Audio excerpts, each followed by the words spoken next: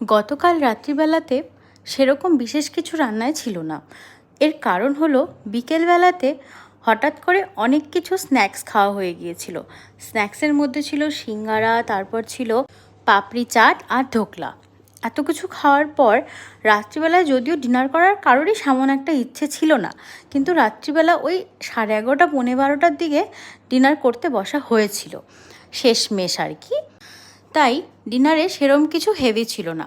ছিল আলু সিদ্ধ, বেগুন সেদ্ধ, আর ছিল কচু সেদ্ধ, আর সাথে একটা ডিম সেদ্ধ, আর সাথে নেওয়া হয়েছিল দল্লে।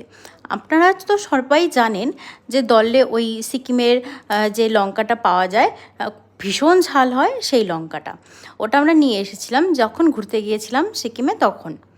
তো এই ছিল কালকে রাত্রিবেলার ডিনার। ভীষণ ভীষণ ভীষণ ভালো ছিল। আপনাদের কার কেমন লাগে জানাবেন।